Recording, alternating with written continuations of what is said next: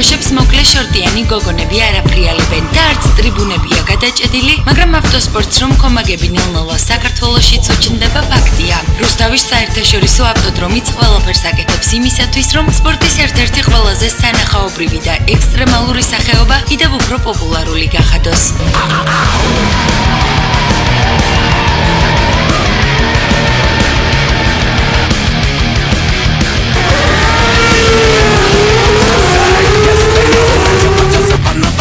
განახლებულმა მოტორპარკმა საქართველოს ჩემპიონატს წრიულ რბოლაში მესამე ეტაპს უმასპინძლა.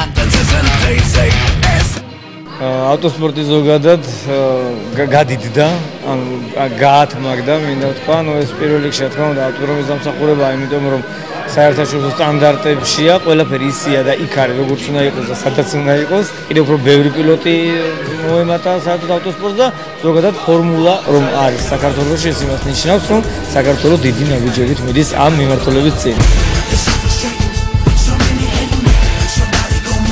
ფორმულა ალფა, ლეგენდსი, ტურინგი და GT ეს იმ კლასების ჩამონათვალია, რომლებიც რუსთავის საერთაშორისო ავტოდრომზე წრიულ რბოლაში ასპარეზობდნენ. სხვადასხვა ორგანიზაციებიც ძალებს არზოგავენ და საკუთარ გუნდებს ნამდვილი მხეცებით აკომპლექტებენ. 9 წლიდან ვარ დაწყებული მაქვს კარტინგიდან. მაქედან მოყოლებით ახლა ფორმულაზე ვზივარ. შედეგები უკრაინაში დავდიოდი, აქ დავდიოდი, ანუ შედეგებიც მაქვს საზღვარგარეთ. როგორია მებლუდ მელაძეზე წინ რო გახვალ? კარგია. კალფი დაინტერესდა 2011 წლის ნოემბერში. ამ სპორტით ვინაიდან კალფი მთელ მსოფლიოში ავტოსპორტის გვერდით არის, საქართველოშიც უნდა ყოფილიყო და ნოემბერში ჩამოყალიბდა გუნდი და ვარ პირველი. რამდენი ხანია დაკომპლექტდა უკვე ლიბერთის გუნდი? წელს დაკომპლექტდა, სულ 3 ეტაპი გავიარეთ. ანუ წელსაა დაკომპლექტებული.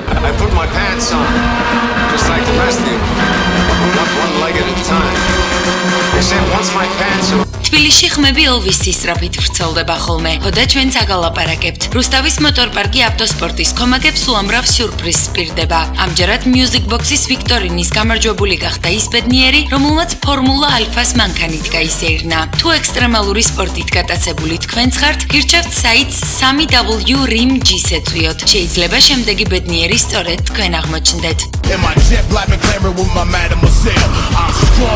რუსთავის საერთაშორისო მოტორპარკი კი მხოლოდ პროფესიონალებს როდიმას პინძლობს. პირველად ავტოდრომზე საქართველოს დრიფტის თასი 2012-იც გაიმართა. აი ეს სანახაობა კი ტენდენციურ თბილისელებს ნამდვილად მოეწონებოდათ. აბა მეტი რა არის სრული ბედნიერებისთვის საჭირო? BMW, სიჩქარე და გულშემატკივარი გოგონები.